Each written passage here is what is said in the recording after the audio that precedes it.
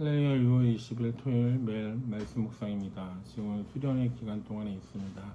우리가 정규한 수련을 통해서 더 많은 하나님의 복음 가운데 거하고 또한 더 많은 하나님의 은혜를 경험할 수 있는 귀한 수련회가 되기를 소망합니다. 오늘은 시편 118편 1절에서 4절까지 말씀 함께 보겠습니다. 주님께 감사하여라. 그는 선하시며 그의 인자하심이 영원하다. 이스라엘아, 그의 인자하심이 영원하다 하여라. 아론의 집아, 그의 인자하심이 영원하다 하여라. 주님을 경외하는 사람들아, 그의 인자하심이 영원하다 하여라.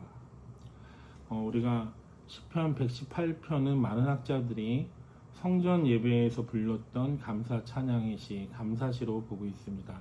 특별히 6월절 같은 큰 절기 때 예루살렘 성전에 모여서 예배할 때 인도자와 회중이 함께 교독하면서 부르기에 좋은 구조로 시편 118편은 되어 있습니다. 1절에 인도자가 먼저 이렇게 선포합니다. 주님께 감사하여라. 그러면 2절에서 4절까지 보면 대상이 넓어지고 있습니다. 이스라엘아, 아론의 집아, 주님을 경외하는 사람들아 하면서 말씀은 혼자 조용히 읽고 묵상하는 것이 아니라 공동체가 함께 하나님을 한자리에서 합창하는 것을 볼 수 있습니다. 그래서 이 시는 하나님을 함께 합창하면서 예배에 고백하는 시로, 예배 가운데 고백하는 시로 볼 수 있습니다. 우리가 마음이 지치고 힘들 때 감사라는 말을 들으면 부담스럽고 정말 진심으로 감사하기는 쉽지 않습니다. 지금 내 사정도 모르면서 감사라고 그러네.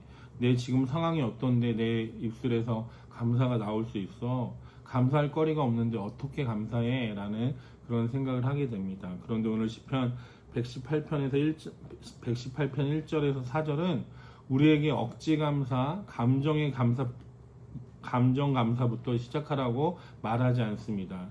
이 말씀 가운데는 감사의 근거를 먼저 딱 하나로 못 박습니다. 그것이 무엇입니까?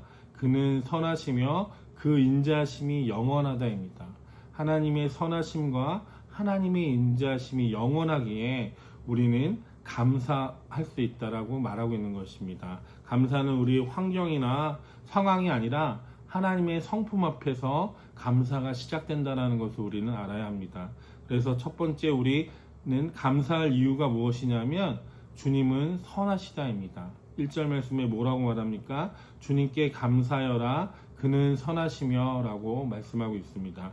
여기서 선하다라는 말은 하나님이 좋다라는 좋은 분이다라는 그런 말이 아니라 하나님은 본질적으로 옳으시고 신실하시고 선한 결정을 하시는 분이라는 고백입니다. 우리의 인생은 종종 이해가 되지 않을 때가 있습니다. 기도했는데 바로 응답이 없을 때도 있고 열심히 살았는데 결과가 마음에 들지 않을 때도 있습니다. 그런데 시편은 우리에게 이렇게 말씀하고 있습니다. 너의 느낌이 흔들릴 수 있어. 하지만 하나님은 선하시다라고 말씀하고 있습니다. 감사는 바로 여기에서 출발하는 것입니다. 하나님이 선하심으로 내 삶은 지금 당장 이해되지 않는다 해도 결국 하나님께서 선한 길로 이끄신다라는 것을 믿는 것이 바로 감사입니다. 그래서 갈라디아서 6장 9절 말씀에 이렇게 말씀하고 있습니다. 선한 일을 하다가 낙심하지 맙시다. 지쳐서 넘어지지 아니하면 때가 이를 때에 거두게 될 것입니다. 우리가 선한 일을 할 때 어느 때 낙심할 때가 있습니다. 지쳐 넘어질 때가 있습니다. 근데 무엇이라 말씀하고 있습니까? 바울은 선한 일을 할 때 지쳐 넘어지거나 낙심하지 말고 끝까지 선한 일을 행하면 하나님의 때에 크게 이루어질 거라는 것을 말씀하고 있습니다. 하나님께서 선하시기 때문에 우리가 선한 일을 하다가 지쳐 넘어지지만 않으면 하나님의 때에 거둘 때가 있다라는 말씀입니다. 꼭 선한 일을 통하여서 하나님의 때에 거둘 수 있는 저와 여러분 되시길 바랍니다. 감사의 두 번째 이유는 그의 선하심이 영원하다입니다. 1절에서 이렇게 말씀하고 있습니다. 그의 인자심이 영원하다. 감사의 두 번째 이유는 그의 인자하심이 영원하다입니다. 1절에서 그의 인자하심이 영원하다 2절부터 4절까지 문장에서 거의 그대로 반복되는 것이 무엇입니까? 그의 인자하심이 영원하다. 여기서 인자하심은 언약적인 사랑, 쉽게 변하지 않는 사랑, 끝까지 책임지는 사랑, 언약의 사랑, 쉽게 변하지 않는 사랑, 끝까지 책임지는 사랑을 뜻하고 있는 것입니다. 우리 사람의 사랑의 조건은 쉽게 변할 때가 있습니다.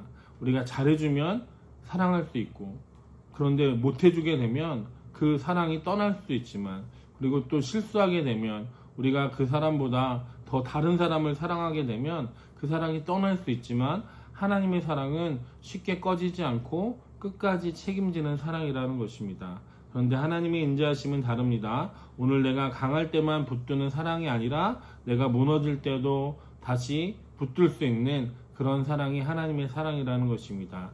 그런데 그 하나님의 사랑은 어떠하다고요? 영원하다라고 말씀하고 있습니다. 시간이 지나면 끝나는 사랑이 아니라 반복해서 확인해도 변하지 않는 사랑이 하나님의 사랑이라고 말하고 있습니다. 그래서 이 시편은 한 번만 말하지 않고 끝까지 말하고 있습니다. 예배 가운데서 계속 되풀이해서 말하고 있습니다. 그래, 하나님의 인자하심은 오늘도 영원하다. 내 감정이 오르락내리락해도 하나님의 인자하심은 영원하다. 내 환경이 내 상황이 뒤바뀌어도 하나님의 인자하심은 영원하다라고 말하고 있는 것입니다. 감사는 개인이 아니라 우리 공동체 모두가 감사할 수 있어야 합니다.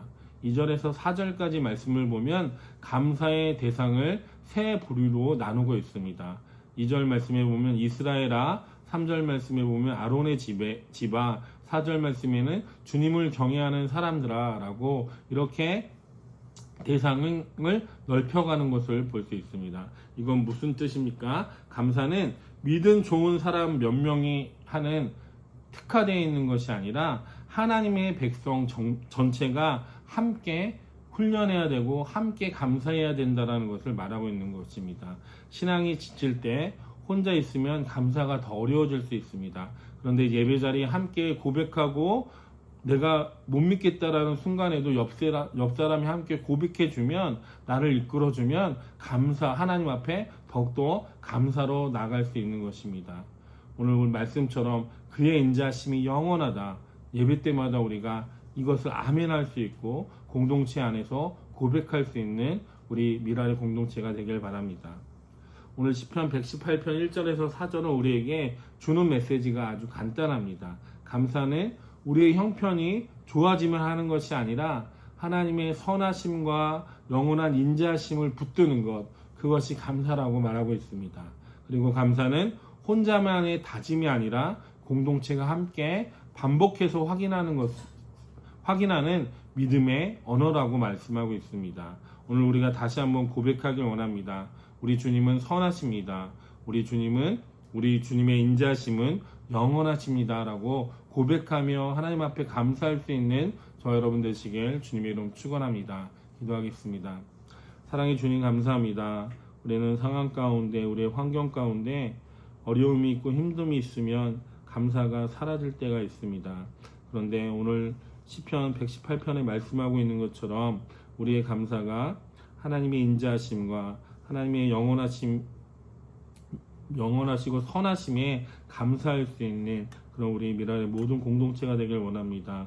수련을 통해서 더욱더 많은 은혜를 허락하여 주시고 그 은혜에 감사하며 아버지 다시 한번 우리가 믿음으로 복음으로 살아갈 수 있는 미랄의 모든 공동체가 될 수 있도록 인도하여 주시옵소서. 감사드리며 예수님의 이름으로 기도드립니다. 아멘.